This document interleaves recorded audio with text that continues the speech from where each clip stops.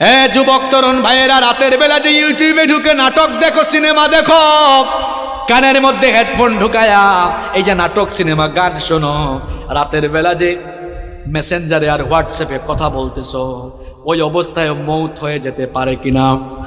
আসতে বলবেন না, জুড়ে বলেন মৌত হতে পারে কিনা? এই অবস্থায় যদি মৌত হয়ে যায় কি হবে? মুসলিম শরীফে নবীজি বলেছেন, ইউবাসু কুল্লু আবদিন আলা মা মাতা আলাইহি, মানুষ যে অবস্থায় মারা যাবে ওই অবস্থায় তাকে কিয়ামতের দিন কবর থেকে উঠাবেন কে?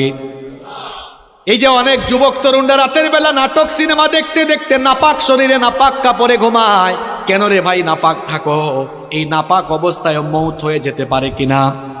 অনেক মানুষ আছে পেশাব করে দাঁড়ায় দাঁড়ায় পেশাব করে, তারপরে দেখা যায় পেশাব করে অনেকে ঠিক মতো পানি নেয় না, ইস্তেঞ্জা করে পবিত্র হয় না, এরকম আছে না নাই?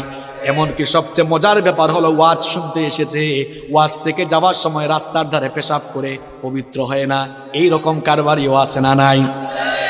এই ওয়াজ শুনতে আসছে, যাওয়ার সময় নাপাক হয়ে বাড়ি ফিরে যাচ্ছে, এখন নাপাক অবস্থায় মৌত হয়ে যেতে পারে কিনা? আমার ভাইয়েরা, যে ব্যক্তি নাপাক থাকে তার সঙ্গে ফেরেশতা থাকে না, থাকে কে? আসতে বলবেন না, জুড়ে বলেন থাকে কে? তো এই অবস্থায় যদি আপনি মারা যান, কিয়ামতের দিন কিংবা কবরে গিয়ে কিয়ামতের মাঠে আপনি কিভাবে আল্লাহর সামনে দাঁড়াবেন? আপনি তো নাপাক অবস্থায় দুনিয়া থেকে চলে গেলেন। এই জন্য কখনো নাপাক থাকা যাবে, কখনো নাপাক থাকা যাবে। যুবক ভাইয়েরা, ইস্তেঞ্জায় গেলে পবিত্র হবেন তো, নাকি পানি টানি নিবেন না? হ্যাঁ, পাপের চিন্তা মাথায় আসলে মৌতের কথা স্মরণ করবেন,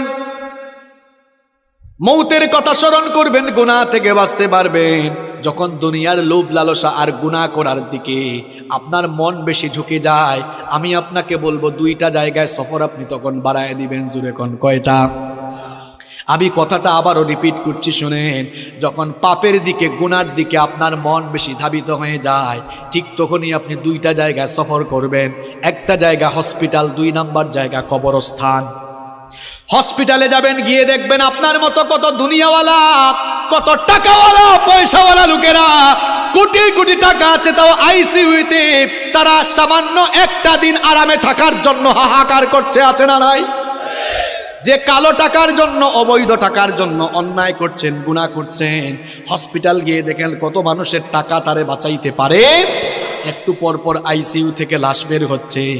এরপরে হাসপাতালে যাওয়ার পরেও যদি আপনার দিল নরম না হয়, তাহলে মাঝে মাঝে প্রেমবাগের কবরস্থানগুলোতে ভিজিট করবেন, গিয়ে দেখবেন আপনার মতো টাকাওয়ালা, পয়সাওয়ালা লোকেরা, ক্ষমতাওয়ালা